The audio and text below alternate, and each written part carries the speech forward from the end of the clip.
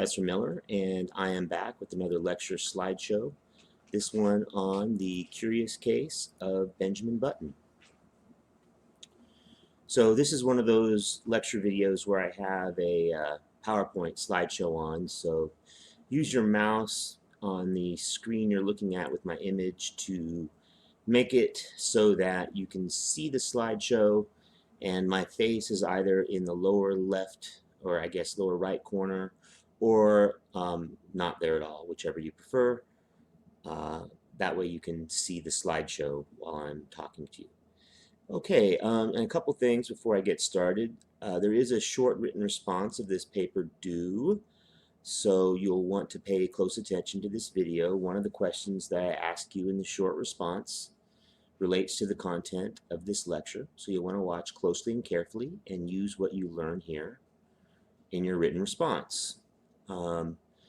Most of you did well on the previous written responses, and I hope you do well on this one. If you didn't, one way to improve is to make sure you're following the instructions in the assignment, which ask you to answer specific questions, some related to this video.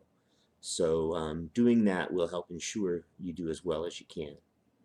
Another thing about this is this story is also available as a audiobook. I linked to an audiobook in the module page for this assignment. I'm sure you are by now, know that you should be using the module pages on Canvas, not the syllabus, but the pages that you click through for each assignment where these videos are found. If you're watching this video, you're on one of those pages right now, and you can use the navigating buttons on the bottom to click back and forth to other pages. So for example, the writing assignment is on the next page after the one where this video is found. You should be using those buttons to navigate between individual days and individual assignments for our online class. And in the one for this video, you'll see there's a link to an audiobook. So if you'd like a break from the reading and you'd like to just listen to this one, you can do that. I think it's about 55 minutes, if I remember correctly.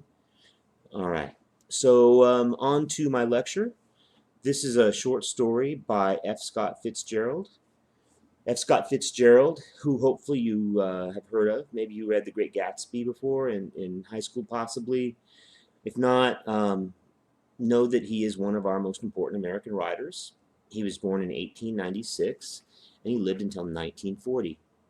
Fitzgerald was a hero of the lost generation of writers, a group that included Fitzgerald himself, as well as Ernest Hemingway, Gertrude Stein, Sherwood Anderson, and many others.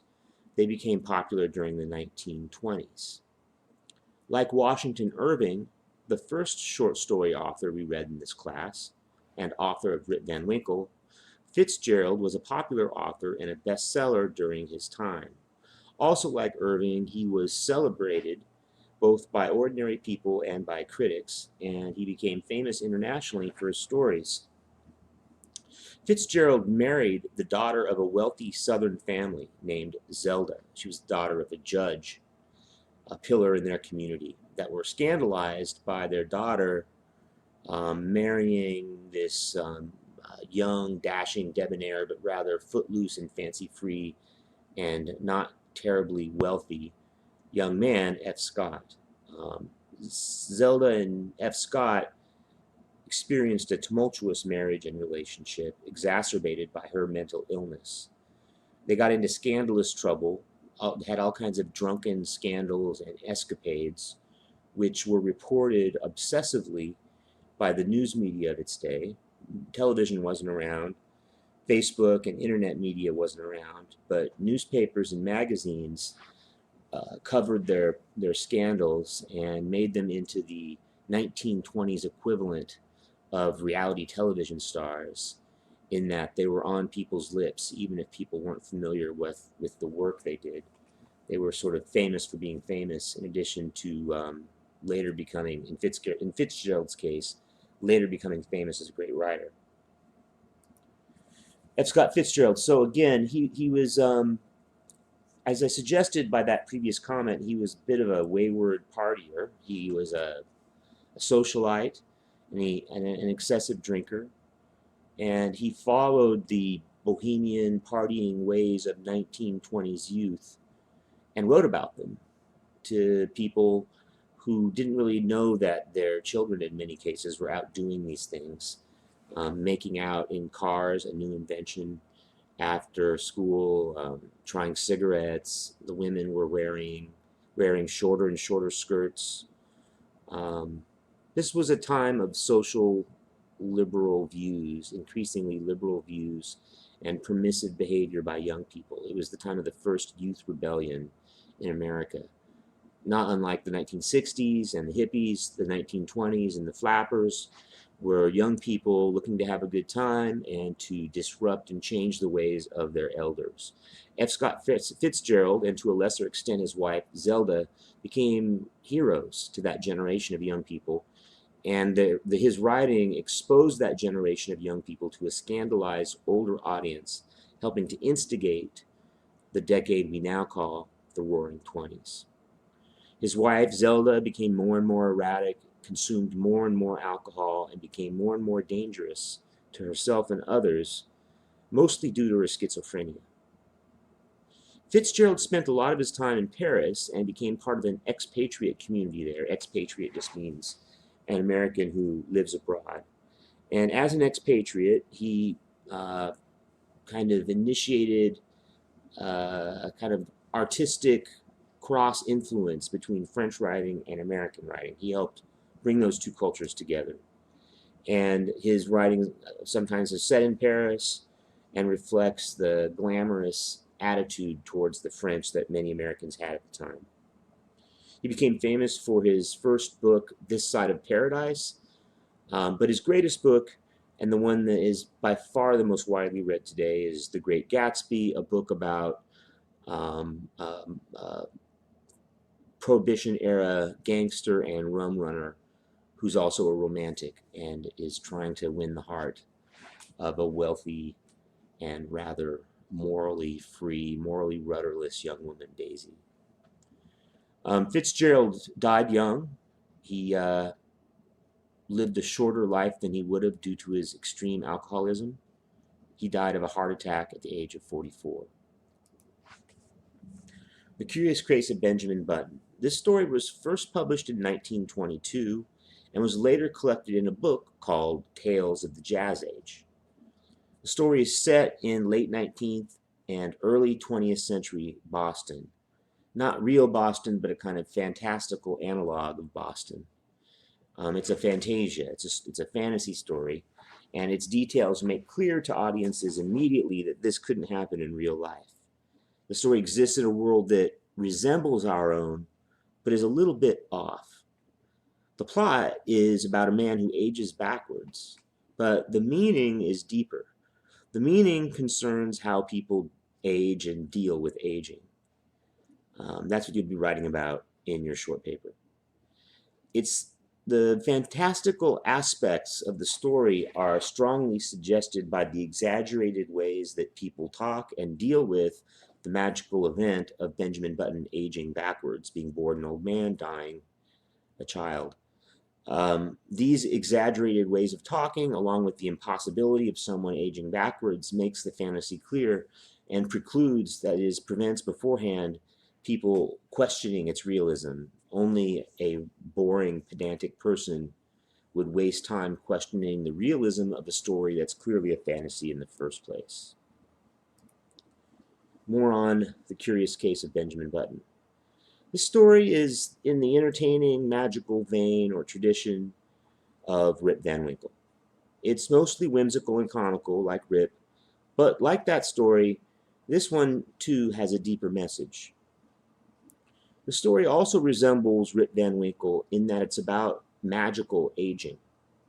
In Rip Van Winkle, he falls asleep and wakes up mysteriously older and has to figure out what happened. In this one, a baby is born an old man and ages backwards into infancy. The specific nature of this parallel suggests that perhaps Fitzgerald even had Rip Van Winkle in mind when he wrote the story. After all, there aren't a lot of stories about people with magical aging problems. It's a rather specific genre. So with that in mind, I'm going to suggest that there very well may be a influence-based relationship between the two stories. Also, like Rip Van Winkle, the magic in the story is largely ignored by the characters in the story. As in Hollywood movies that are based on zany comical themes, people sort of ignore the magical wild events and treat them as if they were rather normal, if somewhat embarrassing, for how such events disrupt ordinary behavior.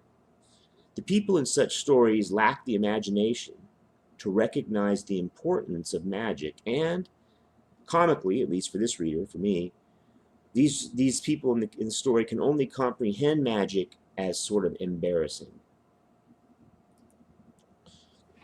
Last slide. So, deeper meaning of Benjamin Button. Why would an author write a story about a man who ages backwards? What is the deeper meaning in such a tale?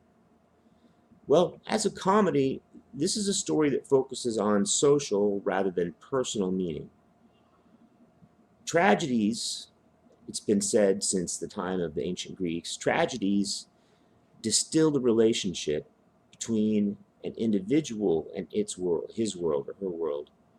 Comedies, in contrast, distill the relationship between a society and its world.